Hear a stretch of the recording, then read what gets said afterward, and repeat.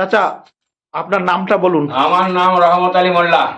আপনি কোথা থেকে এসেছেন, কোন জেলা? আমি বর্ধমান জেলা, আমি বলুতলা থেকে, আমাদের কালনা থানা।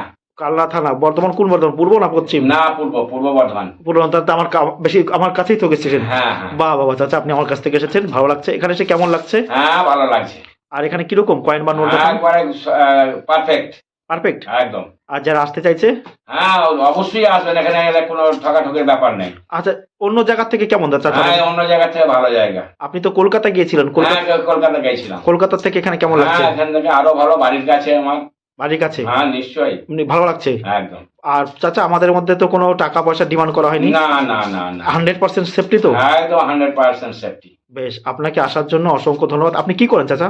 আমি আপাতত আমার একটা বলুতলা বাজারে বিজনেস ছিল, তারপর থেকে এই কয়েন ডিপার্টমেন্টেই ঘুরে বেড়াই, কলকাতায় মাল দিতাম, এখন ভাইপোদের কাছে এসেছি। কলকাতায় মাল দিতে? হ্যাঁ হ্যাঁ হ্যাঁ। আপনার তো অভিজ্ঞতা ছিল না? অল্প স্বল্প ছিল আর কি, অল্প স্বল্প ছিল। অল্প নিয়ে গেছিলাম। অভিজ্ঞতা ছিল না। যারা কয়েন বিক্রি করতেছেন তাদেরকে বলছি, হ্যাঁ। অভিজ্ঞতা না থাকলে কিন্তু কয়েন বিক্রি করা খুবই মুশকিল। খুবই মুশকিল, হ্যাঁ। আমি কিন্তু বারবার সতর্ক করাচ্ছি। হ্যাঁ, হ্যাঁ। আর দালালদের কাছ থেকে আপনারা সাবধান থাকবেন। হ্যাঁ, হ্যাঁ। তারা কিন্তু আপনার অনেক ক্ষতি করে দিতে পারে। দেবে দেবে। 5 টাকার কয়েন আপনাকে হ্যাঁ।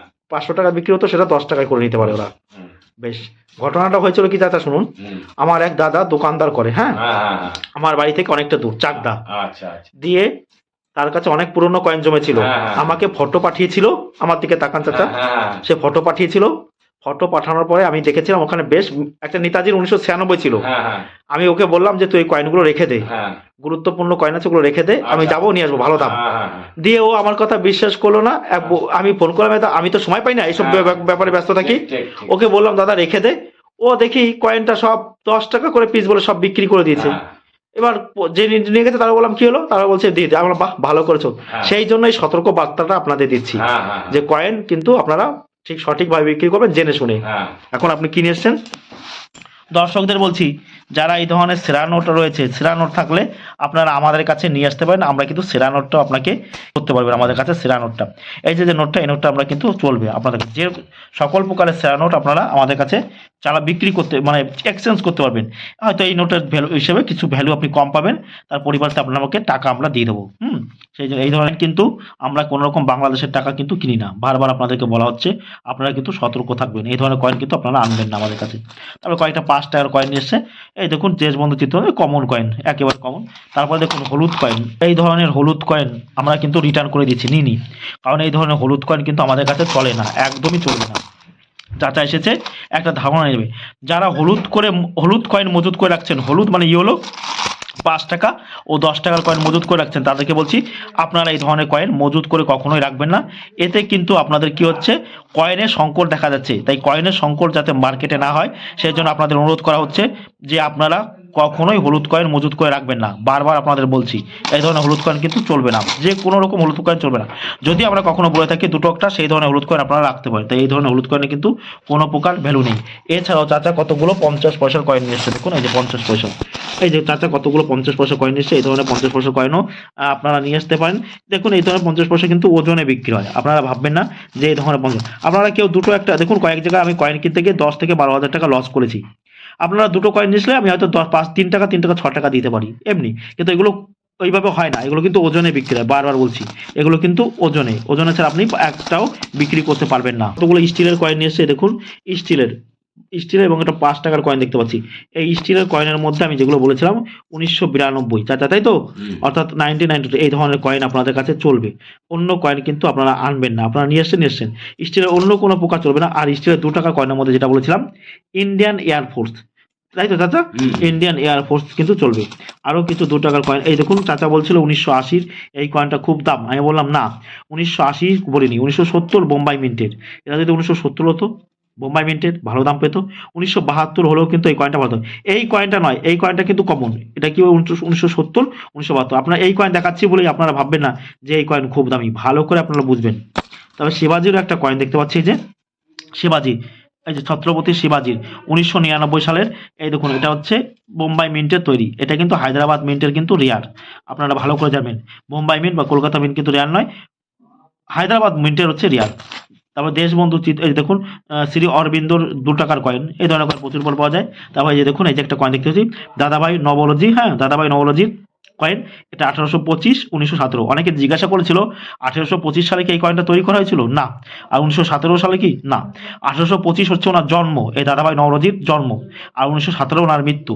ভারতীয় রিজার্ভ ব্যাংক এই কয়েনটা তৈরি করেছিল 2003 সালে। ভালো করে আপনারা দেখুন, যদিও কোথাও কয়েনের সালের উল্লেখ নেই, দেখতে পাচ্ছেন কোথাও কিন্তু 2003 সাল নেই, কিন্তু ভারতীয় রিজার্ভ ব্যাংক এই কয়েনটা 2003 সালে তৈরি করেছিল। আপনারা ভালো করে জানেন।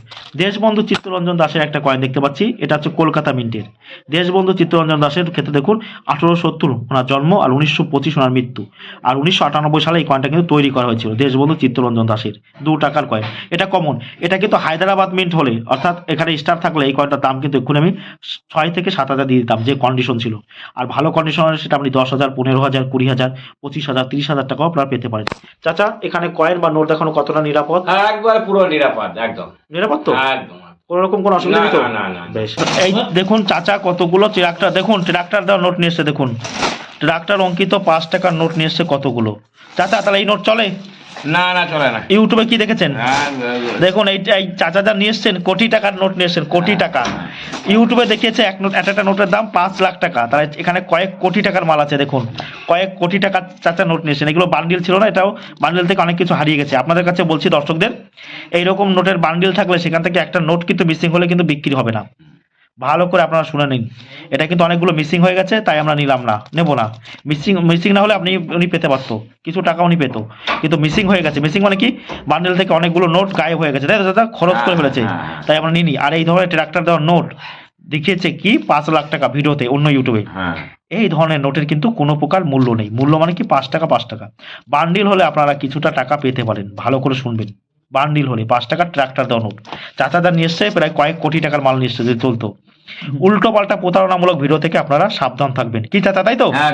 একদম দেখবেন না, সঠিক জিনিস জানবেন। আমাদের কাছে সঠিক জিনিস সঠিক বাচ্চা। আপনার দামে বনিবনা না হলে আপনি দেবেন, না দেবেন না সেটা আপনার ব্যক্তিগত ব্যাপার। তাই এই ধরনের নোট কিন্তু চলে না। ভ্যালু মানে কি? 5 টাকা 5 টাকা। দেখুন, তাই বলছি আপনারা এই ধরনের নোট নিয়ে আমাদের কাছে কখনোই আসবেন না। ট্রাক্টর দেওয়ার 5 টাকা নোট নিয়ে আপনারা আমাদের কাছে একদমই আসবেন না। এগুলো বান্ডিল নিলে আসবেন, আদারওয়াইজ এমনি এইগুলো নিয়ে আপনারা আসবেন না। ডান্ডি মার্চকে 75 বর্ষ, 75 ইয়ার্স অফ ডান্ডি মার্চ।